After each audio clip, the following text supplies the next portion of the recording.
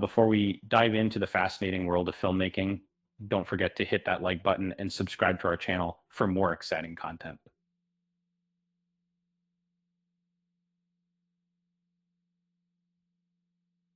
The world of Disney has been the playground for many talented filmmakers, but have you ever wondered who nearly collaborated with the studio on significant productions? Let's take a journey back in time to explore the untold stories of filmmakers who came close to bringing their unique visions to the big screen. One such story is that of the 2000 film Dinosaur, which originated from the mind of RoboCop director Paul Verhoeven. Or another example is David Fincher's attempt to bring 20,000 Leagues Under the Sea to life, although he had to part ways with Disney executives over casting. Although these projects never materialized, they demonstrate the unconventional minds that Disney has worked with over the years. A more intriguing example, however, is the 1989 film Honey, I Shrunk the Kids. This movie, now recognized as Joe Johnston's directorial debut, starred Rick Moranis and was a standout performance.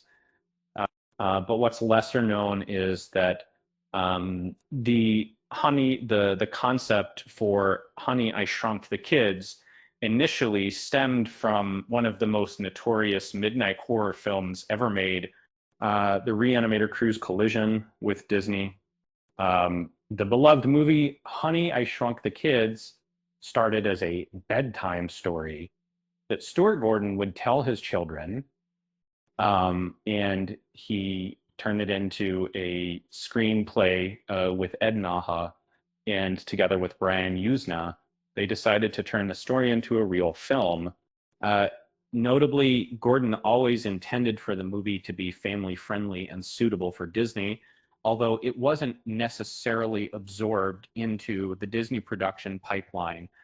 The unique twist in this story is that Joe Johnston almost had the opportunity to direct this Disney blockbuster.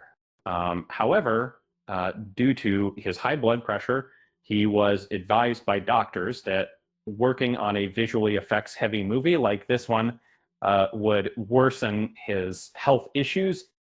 Faced with a serious medical condition, Johnston stepped in instead.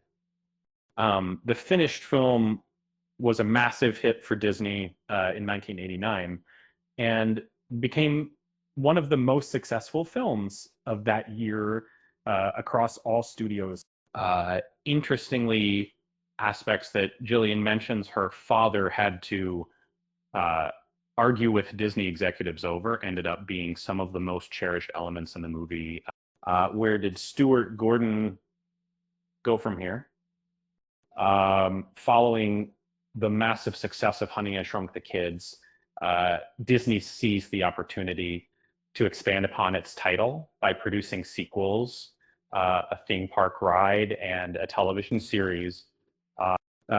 Meanwhile, Joe Johnston moved on to direct Robot Jox in 1990, a B-movie cult classic, as well as Fortress, a major studio release featuring Christopher Lambert. In the late 2000s and early 2010s, Gordon ventured into the realm of stage performances, transforming his 1985 masterpiece into a musical production titled, as Jillian put it, after initially feeling disheartened about losing the chance to direct, Gordon eventually felt relieved because it allowed him to delve into numerous other intriguing projects or intriguing socials and create the lasting appeal of Honey, I Shrunk the Kids remains, especially among adults, reminiscing about the 1980s. The creative spirit of Stuart Gordon and his collaborators, such as Usna, remains relevant even after his passing in 2020. A tale he once told his children has become one of Disney's most impactful live action movies. Uh, why did Stuart Gordon have to relinquish the director's chair for Honey, I Shrunk the Kids?